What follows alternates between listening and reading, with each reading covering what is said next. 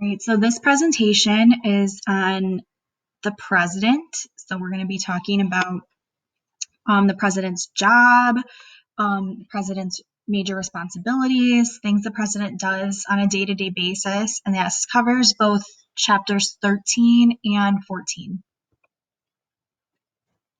Okay, so what you have in front of you are some presidential rules. So these rules in general speak to the different ways the president acts, the different duties he fulfills, different things he's expected to do for us in the United States. All right, the first is chief of state. So chief of state is a ceremonial figurehead, the person who's seen as the leader of the country, the person who is, they get printed on the money, they're giving speeches, think about all different holiday ceremonies, like on Thanksgiving, the president gives a speech, does a turkey pardon. When it's holiday time, the president lights the White House Christmas tree. So all these different ceremonial functions that don't have a ton to do with actually running the country, but they're more like the nice, feel good, bringing people together types of things. So that's what the chief of state means. Okay, so for example, in Britain, the chief of state would be the queen and how she, does all the ceremonial functions. Same thing of the president here. The chief executive means that the president is given executive power by the Constitution. Specifically, this is in Article 2. And so what this means is he gets to act as the chief executive of our country, makes executive decisions every day, and this goes hand in hand with the role of chief administrator. Chief administrator means that the president is the director of the entire executive branch. So if you think about all the different offices that work in our government, this is called the federal bureaucracy. So things like, the Environmental Protection Agency, the Department of Education, Department of Homeland Security. These are all different branches that serve different functions to help us run the country. The president is the leader of each of these organizations. So he's like their boss, basically. It's like he's the CEO of a company, except he's like the CEO of the different government offices. So right now, he's working closely with the Center of Disease Control, the CDC, obviously, because that's a huge issue we're dealing with right now. Customs and Border Patrol, things like that. Chief diplomat is when the president's responsible for American foreign policy, meaning it's his job to establish good relationships between the United States and other countries, especially our allies. So the president is constantly communicating with the head of other countries to work on solving problems together, to establish trade deals, working on things such as climate change, just expressing our need for good relationships with these countries. Or when we enter into disagreements with other countries, it's up to the president to set the tone for how we want to iron out that disagreement and hopefully come to a better relationship with those countries. Commander-in-chief means that the president leads the nation's armed forces. He is the number one top authority on all military matters. So even though the more recent presidents that we've had have not been in the military themselves and don't have that military experience, the Constitution gives them the power to be the commander-in-chief. So they're the final authority on anything that our military is doing. Chief legislator means that the president helps to shape the agenda of what Congress is doing. The president is not part of the legislative branch, okay? So the president is part of the executive branch. So the president himself does not actually make laws. But what the president does is, since Congress is the branch that makes the laws, the president works with Congress to try to convince them to pass laws in certain ways or to pass laws on topics that he thinks are important, to try to get his agenda to come into play. So, for example, like one of the more famous ones from President Trump's time as president was a few years ago, tax reform. He wanted to redo our federal income tax system, but that wasn't up to him. That was up to Congress to write the new tax laws into law.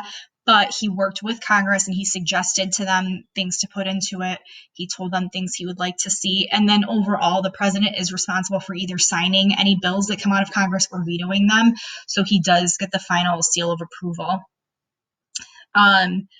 This is easier to do when the president and both houses of Congress are from the same party. Obviously, so if the president and Congress are from different parties, they may not agree on certain issues, and so then they might this might be a lot harder. Chief of party means the president's automatically the leader of his or her political party.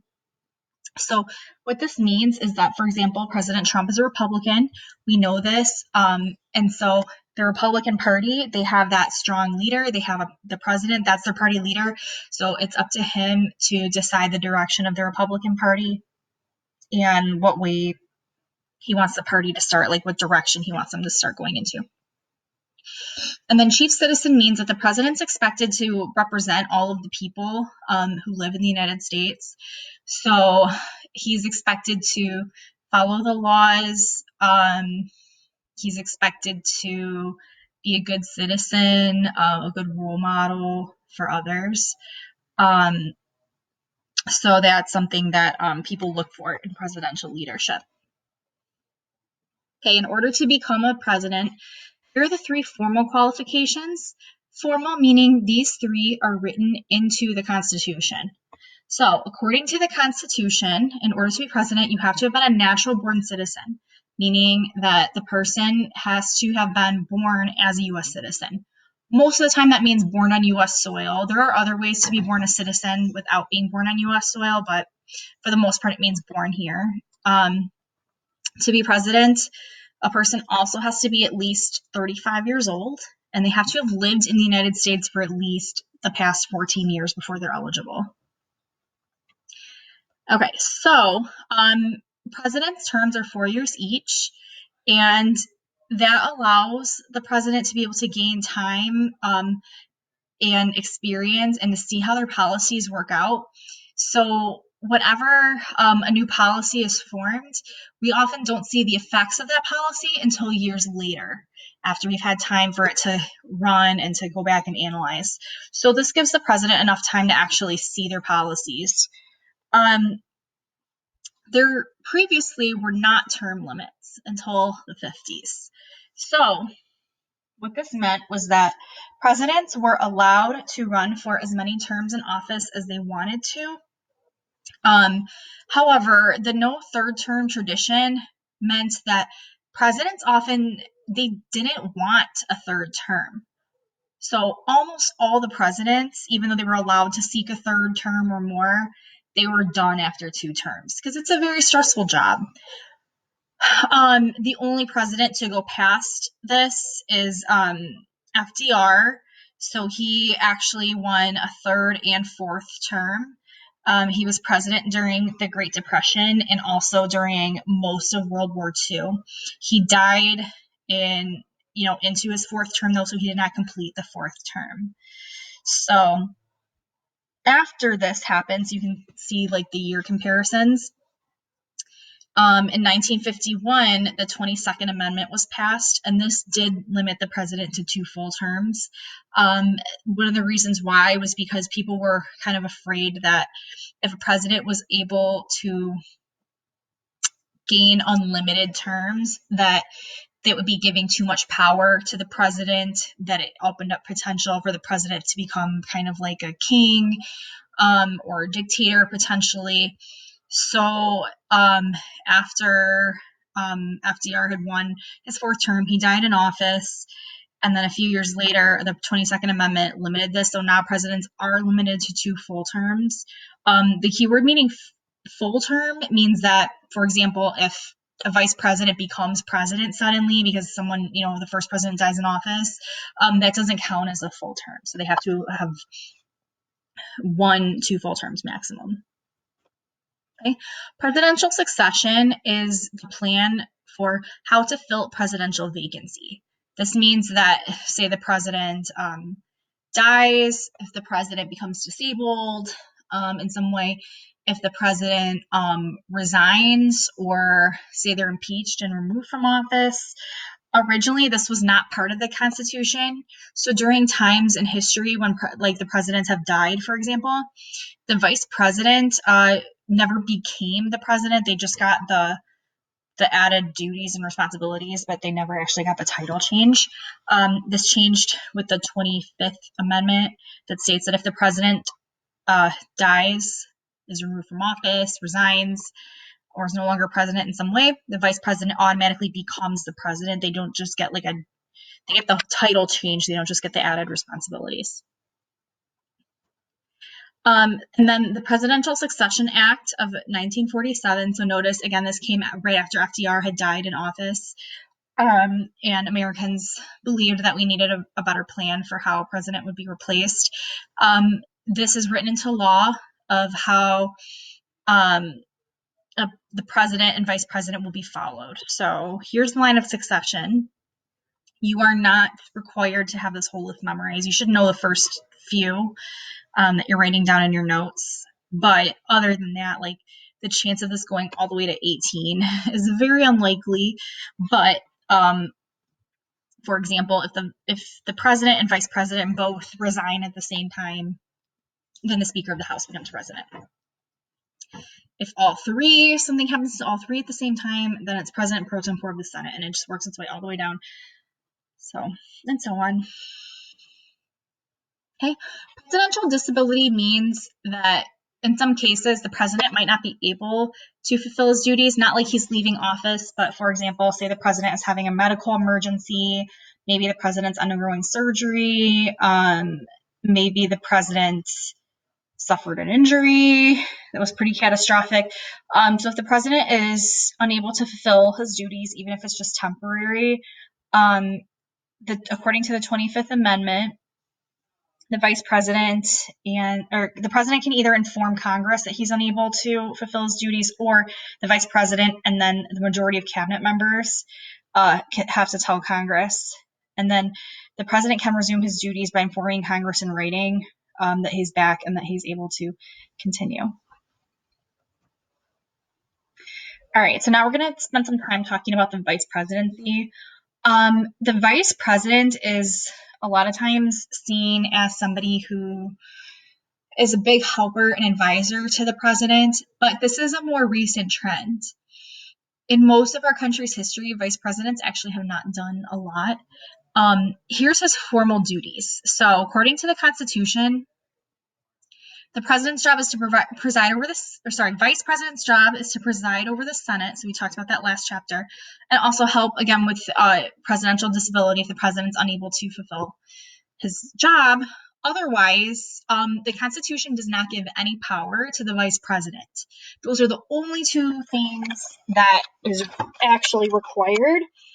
So in most of U.S. history, the vice presidents haven't done a lot of work. They haven't interacted with the president that often. It has been seen as a pretty unimportant job. Most of the time, the vice president was meant to help the president get elected, and this is called balancing the ticket. So when a presidential candidate is running for office, the candidate is going to choose a running mate for vice president who will strengthen their chance of winning. So they're going to pick somebody who is going to help them become more appealing so they get more voters. So for example, it's probably likely that Joe Biden is going to be running for president for 2020. And if that's the case, it's been highly rumored that he's going to end up picking a woman to run for, as a running mate for vice president. One of the reasons why it's believed is because Joe Biden is a man, and it could potentially make him look like a very strong candidate to have a woman running with him for vice president, so it can attract voters who would like to see like women in that role, for example. Usually presidents who have less experience. So, for example, like when President Obama was running, one of his major criticisms was that he was on the younger side and less experienced. Therefore, he picked Joe Biden to be his running mate as vice president, who was seen as somebody who was very experienced, a very like well educated person who's been in the government for a long time.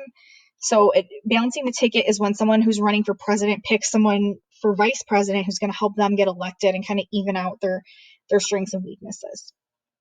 Today, the vice president is not seen as unimportant. Recent presidents have used their vice president. Recent presidents have not been very experienced. They have come, from limited years of being in government positions. Like, for example, President Obama was even on like the younger side too. President Trump hadn't had a government job before being president.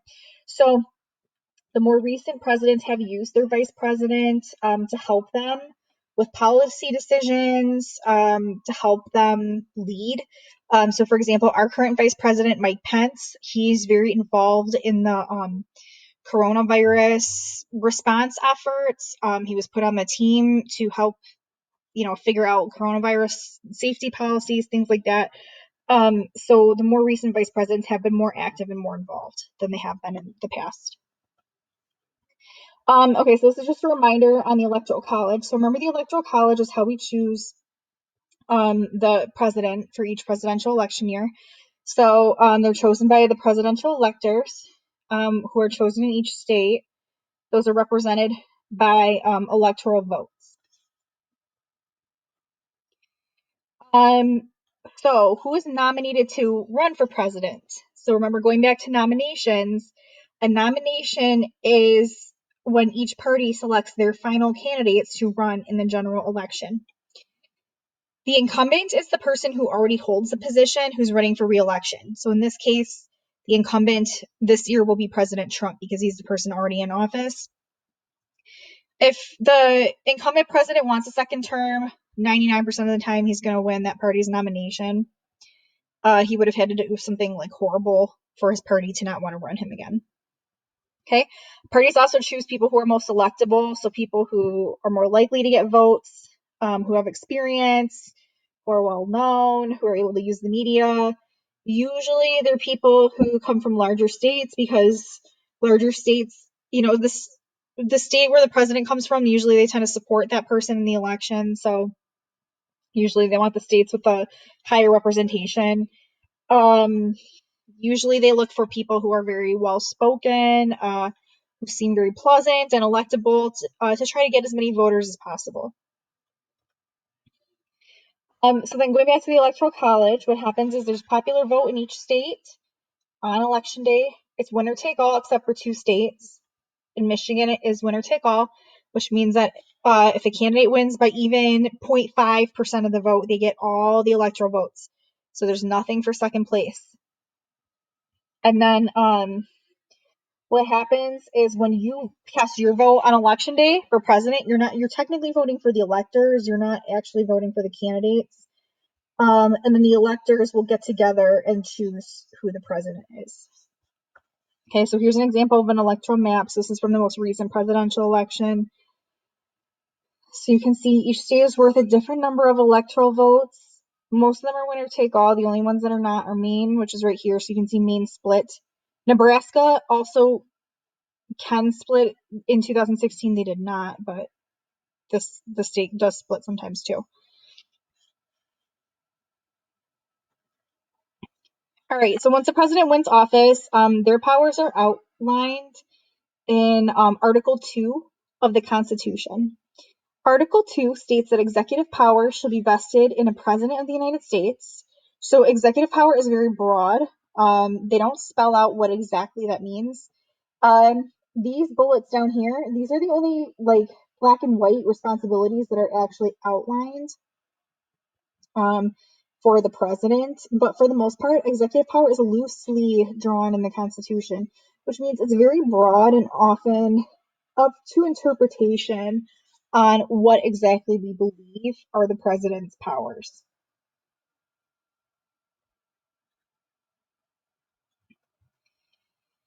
Presidential power has grown a lot over the last 200 years.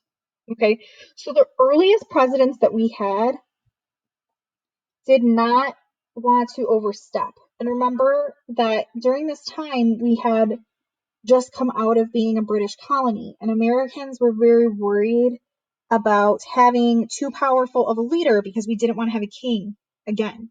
So the earliest presidents didn't do a lot of action. Um, Going back to this previous slide, these things here that are bulleted, these were the only things the presidents really did. And other than that, they tried to kind of not overstep. Recently, though, presidents have taken more and more power for themselves, or they've claimed more power for themselves, and become a lot more active. They've been issuing executive orders. Um, they've been more involved in like military conflicts, being more involved in policy making. One of the reasons for the expansion of presidential power is that as we have progressed through history, the United States has experienced a lot of different issues and different times of crisis. And in those times, such as during, a huge, virus pandemic, it's better to get decisions that are made by just one person rather than Congress, because Congress, there's a lot of members, they're going to spend their times debating, going through conflict, trying to like reach decisions, where the president is able to just step in and make quick decisions. Also, because we've become more advanced in our technology, we've become more globalized as a world, we've become more like closely working with other countries to solve problems. We've wanted more government involvement as we go through these complex issues such as climate change and gun control and things like that. It's important to remember that presidents are not all powerful. So a lot of times when we think of the president, we think of this very powerful person that can do whatever he wants. That's actually not true. Presidents are not all powerful. So just a reminder that the Supreme Court can declare acts of the president unconstitutional. And when you hear the term imperial presidency, that's a term that people use to describe when they think the president is overstepping or using too much power.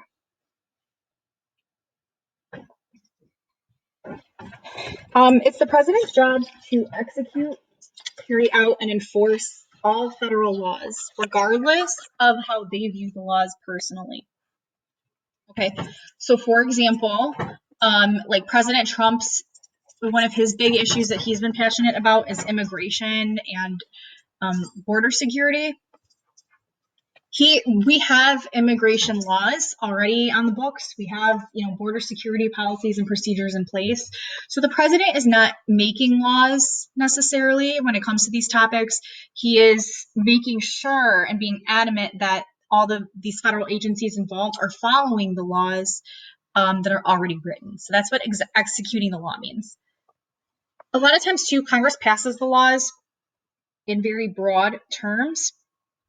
So what this means is that sometimes laws that come out of Congress are very vague or unclear or not specific. So it's up to the president to be able to give meaning to these laws and state his interpretation of how he understands a law to be written. Presidents also issue executive orders. Are directives or rules. They have that's my dog barking. They have the effect of laws. They're not actually laws because they don't come out of Congress, but they have the same effect, and they're often used for emergency type of situations. You may be familiar with executive orders coming out of the governor's office. Governors and presidents both do this. So executive orders are when, especially during times of crisis, when it would take too long to have Congress debating and trying to pass laws and arguing with each other, if the president or the governor can just come in and make an executive order, it makes things go along quicker. However, the power to issue executive orders are not in the Constitution word for word. So this is an example of a vague power that presidents have claimed for themselves over time, although it's not really a constitutional power of the president.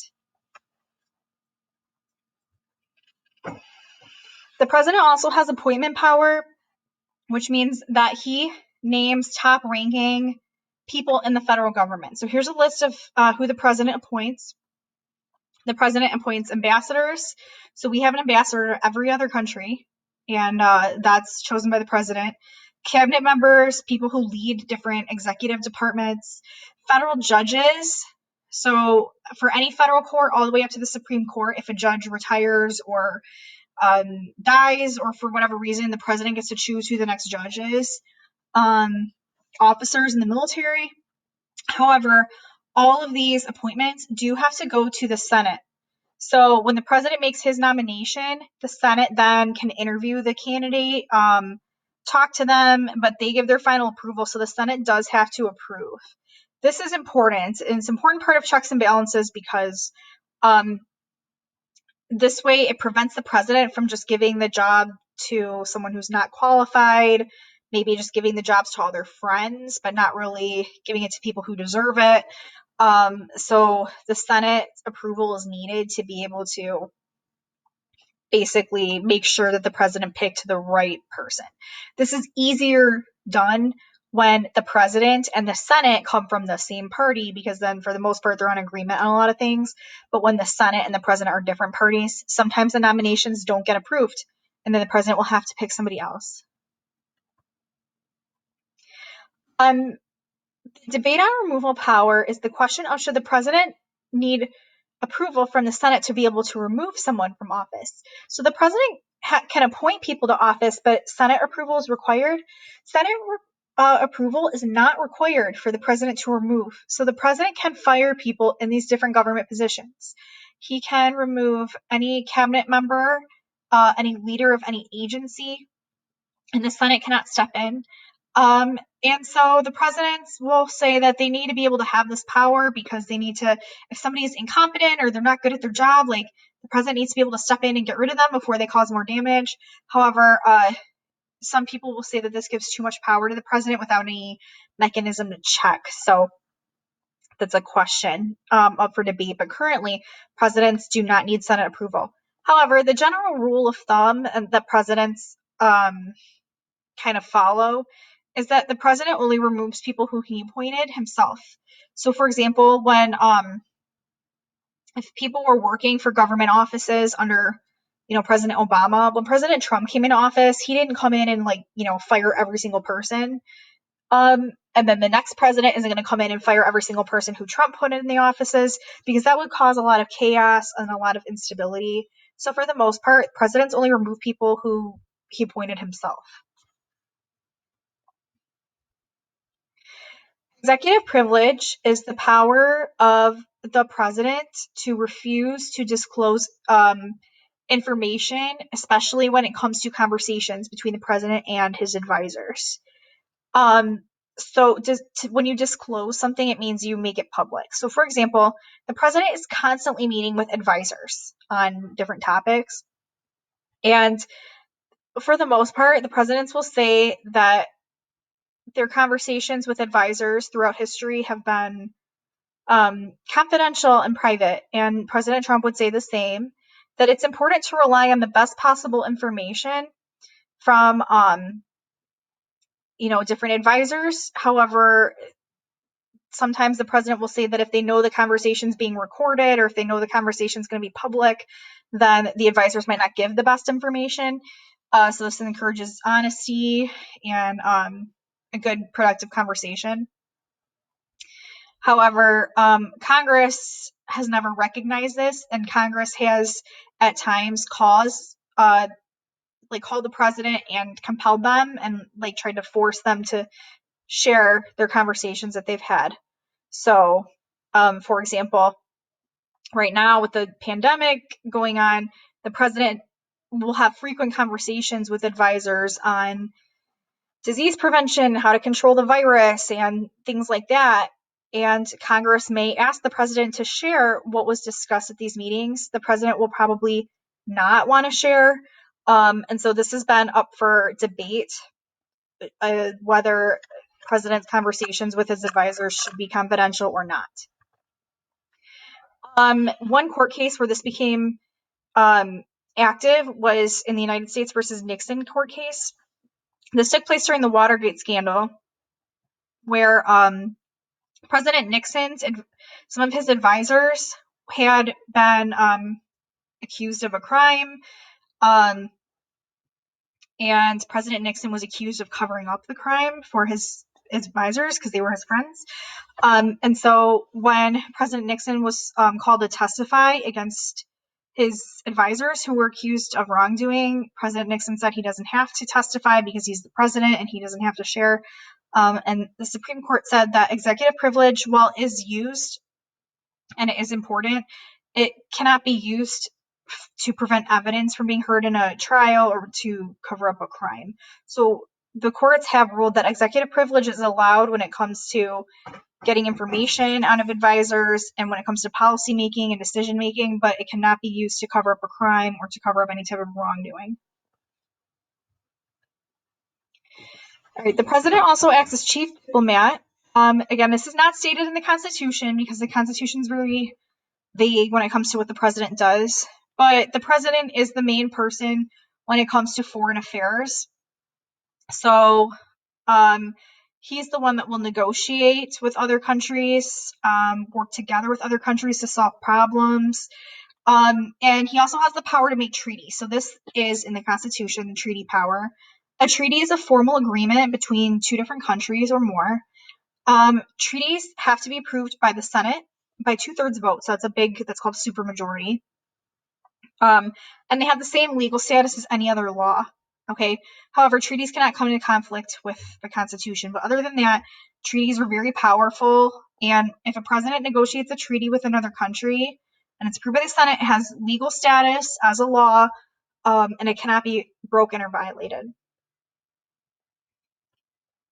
It's a lot of work for the president to negotiate treaties and have to go through the Senate and getting approval. So sometimes, more often, the president will enter into executive agreements with other countries. An executive agreement is a pact between the president and the head of another country. It doesn't have the same status as a treaty, so it's not like a law. It does not require approval. It's not permanent. So usually when a president leaves office, the executive agreement between that president may end. So here's some of the ways to think about the difference. A treaty is like an agreement between two countries so we'll say like an agreement between the United States and Mexico. An executive agreement is an agreement between two people, between the president of the United States and the president of another country. So again, we'll use Mexico as an example. Okay. And a treaty is like two countries who sign a contract. An executive agreement is like a handshake. So it's like an informal agreement. So for that reason, it doesn't have the same legal status as a law. It does not require Senate approval. It's just something executives do from countries. Okay, so an example of an executive agreement right now would be that the US and Canada have agreed to close their borders, again, to try to contain the virus that's going around. So that's an agreement that was not signed by the Senate. It's not really a treaty, but it's an agreement between President Trump and the Prime Minister of Canada that they were going to close the border. So an agreement they made among themselves. Recognition power is the president has the power to recognize other countries. And we recognize other countries by the president assigning a diplomat or an ambassador to that country. So for example, and it doesn't mean that we approve of what the countries are doing. So for example, like we recognize North Korea as a country, even though we have a very contentious relationship with the leader of North Korea. We don't approve of what their government does. We still have recognition of them as a country. The president also acts as the commander-in-chief, which means that he is in charge of the military.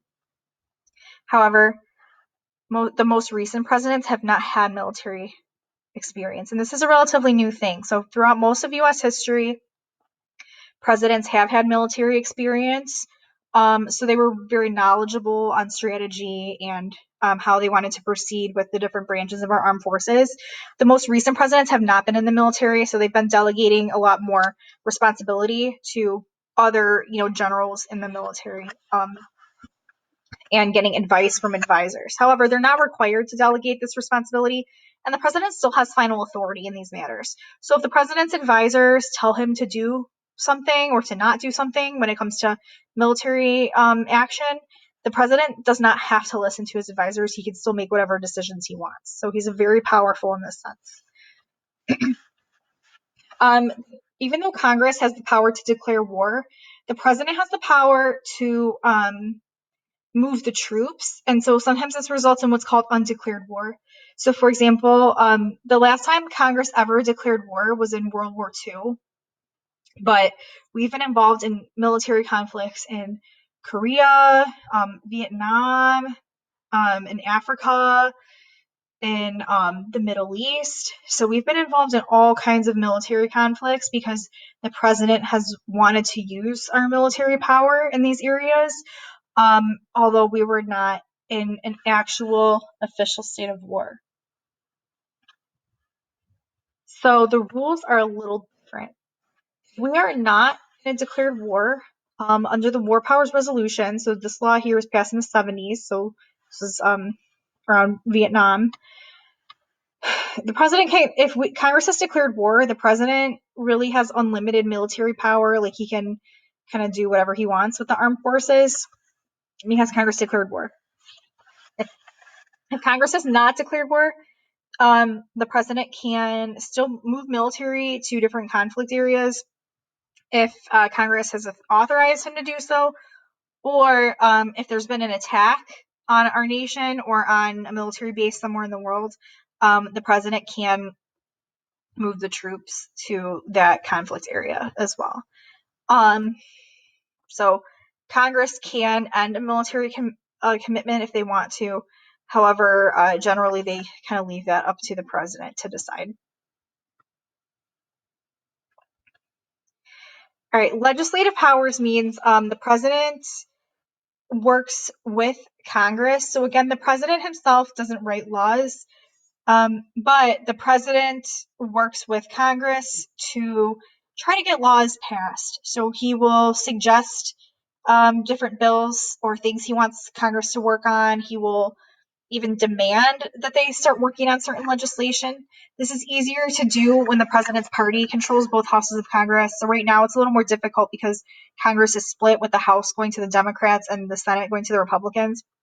But this is easier when president and Congress all kind of fall under the same party. Then laws can be passed very quickly. The president's required to give the State of the Union address to Congress to explain to Congress things he's been working on. He helps Congress work on the budget. So when Congress decides like money and how like income through taxes is going to be spent on different government programs, and he works with Congress pretty frequently. Once Congress passes bills, the president has the power to either sign the bill into a law or to veto the bill. However, Congress can override the veto with a 2/3 vote. So if the president doesn't approve, but Congress is very heavily wanting the bill to pass, they still can. Line item veto is the power for the president to approve some parts of the bill and not others. This is not allowed. The president either has to sign or reject an entire bill. So he cannot approve parts of the bill and then reject parts of the bill. He has to sign the entire thing, even if there's parts he doesn't like, or he has to veto the entire thing, even if there's parts he does like. And then the judicial powers are powers of the president to get involved in sentencing, but this only happens for federal crimes, not state crimes. So the president has the power to pardon anybody who was convicted of a federal crime. So it's basically a get out of jail free card. So if somebody is convicted of a federal crime, the president can issue a pardon, meaning that person just gets to leave, like they're legally forgiven. They get to walk out of jail. That's the end of it. Okay. He can also reduce a punishment. So he can reduce either a fine, he can reduce the length of a sentence, he can make it less severe. So let's say someone received the death penalty, the president can change it to a lesser sentence. Again, this is only for federal crimes, not for state crimes. An amnesty is a blanket pardon offered to a group of law violators. So maybe the president might give amnesty to people with drug offenses in general, or to undocumented immigrants, for example. And that is it for our presentation. Thank you for watching. If you have any questions, let me know, and I will be happy to go over more of this with you in detail.